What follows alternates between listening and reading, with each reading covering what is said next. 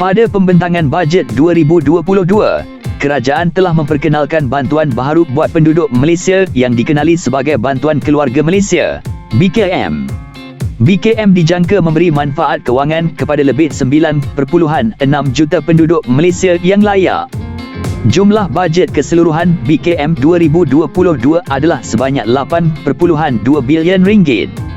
Nilai bantuan yang disalurkan bergantung kepada beberapa kategori dan akan dibahagikan kepada 4 fasa, iaitu fasa pertama, kedua, ketiga dan keempat. Seperti sedia maklum, bayaran untuk fasa pertama telah dibuat pada Mac 2022. Manakala, untuk fasa kedua adalah pada Jun 2022. Fasa ketiga, September 2022. Dan fasa keempat adalah pada Disember 2022. Walau bagaimanapun, tarikh rasmi belum lagi diumumkan. Jumlah bayaran BKM fasa 2 adalah seperti jadual berikut.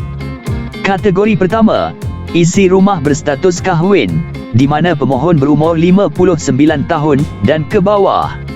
Dengan pendapatan isi rumah RM2,500 ke bawah. Tiada anak, RM200. 1 hingga 2 anak, RM300. 3 anak dan ke atas, RM400. Bagi pendapatan isi rumah berstatus kahwin, RM2,500 hingga RM5,000. Tiada anak, RM100.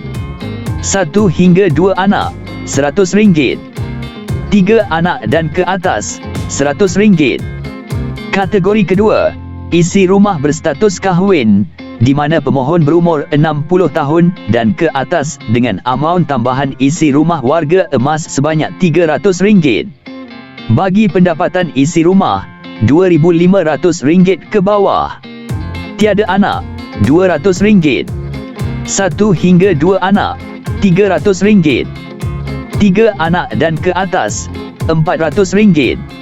Sementara pendapatan isi rumah, RM2,500 hingga RM5,000. Tiada anak, RM100. 1 hingga 2 anak, RM100. 3 anak dan ke atas, RM100. Kategori ketiga, isi rumah ibu bapa tunggal mempunyai anak. Tiada had umur pemohon dengan amaun tambahan IBT sebanyak RM500. Untuk pendapatan isi rumah, RM2,500 ke bawah. 1 hingga 2 anak, RM300. 3 anak dan ke atas, RM400. Pendapatan isi rumah, RM2,500 hingga RM5,000. 1 hingga 2 anak, RM100. 3 anak dan ke atas, RM100. Kategori keempat, bujang dan ibu bapa tunggal, IBT, tidak mempunyai anak, di mana pemohon berumur 59 tahun dan ke bawah dengan pendapatan isi rumah RM2,500 ke bawah, tiada bantuan disalurkan. Sementara kategori kelima, iaitu bujang dan ibu bapa tunggal, IBT, tidak mempunyai anak, di mana pemohon berumur 60 tahun dan ke atas akan mendapat RM150.